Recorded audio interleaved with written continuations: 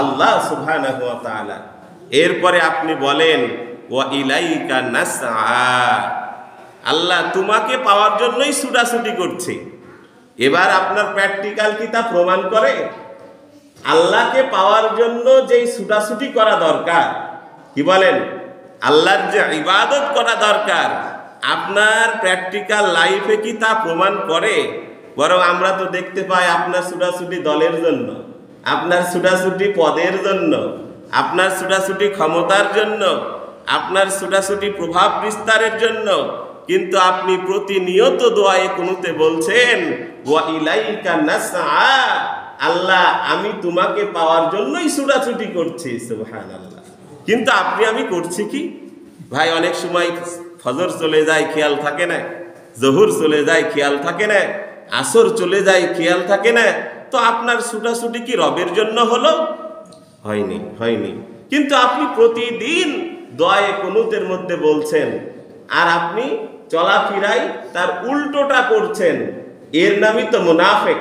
যারা কথার সাথে খেলাফ, কি বলেন, আচরণ করে, এরাই কি ভাই মুনাফিকের একটা নিদর্শন বহন করে।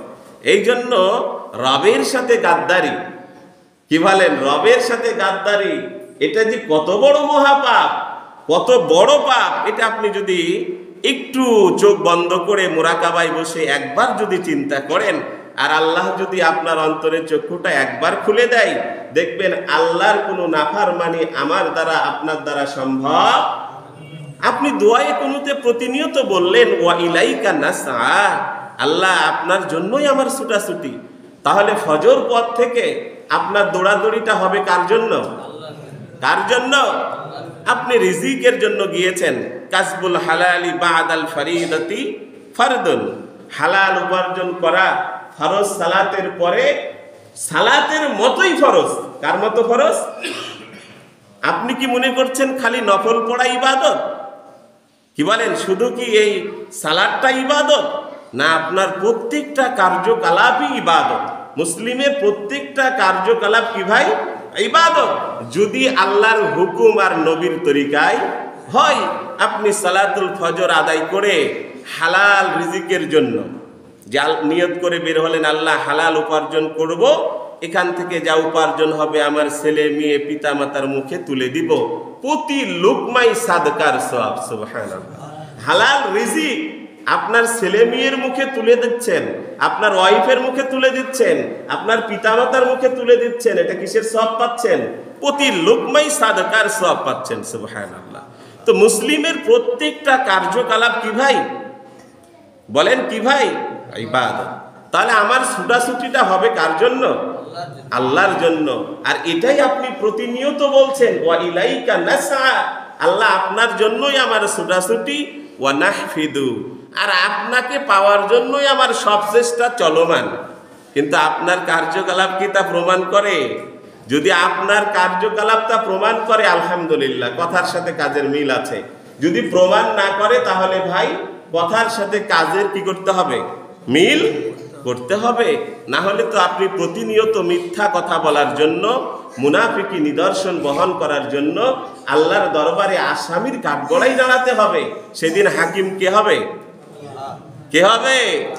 একমাত্র আলাইসাল্লাহু বিআহকামিল হাকিমিন, দুনিয়ার অন্য বিচারক না। যারা গত ট্রাইব্যুনালে যে রায়গুলো দিয়েছে, এখন দেখা যাচ্ছে ওগুলা ভুয়া, সবাই জামিন পেয়ে যাচ্ছে। কি এই বিচার না? এই জন্য একমাত্র বিচারক যিনি আল্লাহ, তার সামনে আপনাকে আমাকে এই কথার মানে যদি মিথ্যাচারণ করেন, এর বিরোধিতা করেন, এই কথার যদি উল্টো আচরণ করেন, আল্লাহর কাছে আপনাকে কি করতে হবে? জবাবদিহিতা করতে হবে। এই জন্য আপনি প্রতিনিয়ত বলছেন ওয়া ইলাইকা নাসআ ওয়া নাহফিদু, আল্লাহ আমার ছুটাছুটি, আমার খাওয়া, আমার পান করা, আমার সালাত, আমার কুরবানি, আমার চলা ফিরা, কথাবার্তা, উঠা বসা, সব কার জন্য? এই জন্য হাদিসের মধ্যে আসছে ইত্তাকুন নার ওয়ালাউ বি শিক্কি তামারাতিন ফাইল্লাম ইয়াস্তাতি ফাবি কালিমাতিন তাইয়িবাতিন। উত্তম কথা, উত্তম আচরণ, এটাও কিন্তু জাহান্নাম থেকে আপনাকে বাঁচাতে সহায়ক। সুবহানাল্লাহ। কি ভাবি কালিমাতিন তয়্যিবাতিন, পবিত্র কথা। কিছু মানুষের মুখ তো মনে হয় ব্ল্যাক। কি ভাই, আল্লাহর ঘর ঘুরে আসছে হাদি মানুষ, উমরা করে আসছে হাদি মানুষ, মুরব্বী চুলদাড়ি পেকে গেছে, বয়োজ্যেষ্ঠ মানুষ, কিন্তু ওয়াইফের সাথে কথা বললে মুখ থেকে খালি গালির কি বের হয়, ফোয়ারা বের হয়। নাতি পুতি আরো পাড়া প্রতিবেশীর সাথে কথা বলার সময় কি বের হয়, খালি গালি বের হয়। কথায় কথায় গালি দেয় যারা ফাজের, তারা কি ভাই ফাজের, মানে এরা গুনাহগার। এই জন্য আপনার কথাটা তো হতে হবে পবিত্র, কাউকে গালি দেওয়া বিনা কারণে, কেন কারণেও দিতে পারবেন না। আপনার কথাটাই তো একটা কি পবিত্র।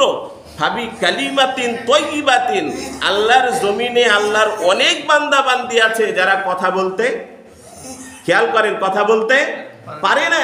আল্লাহ যে আপনাকে কথা বলার মতো নিয়ামত দিয়েছেন, অতএব আপনার কথাটাও হতে হবে কার জন্য?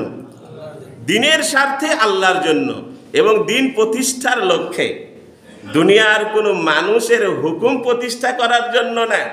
আল্লাহর জমিন, আল্লাহর আসমান, আল্লাহর দেওয়া হায়াত, আল্লাহর দেওয়া মৌত সবই আল্লাহর।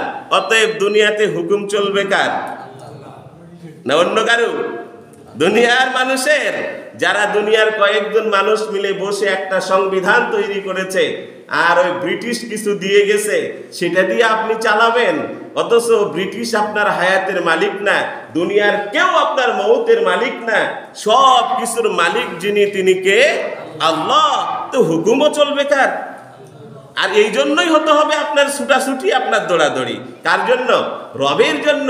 আর এটাই আপনি প্রতিনিয়ত দোয়ায়ে কুনুতে বলেছেন, ওয়া ইলাইকা নাসআ ওয়া নাহফিদু, আল্লাহ আমার ছুটাছুটি তোমার জন্য, তোমাকে পাওয়ার জন্য, আর জাহান্নাম থেকে মুক্তির জন্য, জান্নাত লাভের আশায়, আর এই পথে আমার চেষ্টা চলমান। অতএব আপনার কথা কাজ যদি মিলে যায় আলহামদুলিল্লাহ, আর আমার কথা আপনার কথা, আমার কাজ আপনার কাজ যদি এর সাথে না মিলে, তাহলে ভাই আমি মিথ্যা বলার জন্য এবং মুনাফিকি নিদর্শন বহন করার জন্য একমাত্র হাকিম যিনি আল্লাহ, তার দরবারে আসামির কাঠগড়ায় দাঁড়াতে হবে। সেই দিন আপনার আমার কি হবে?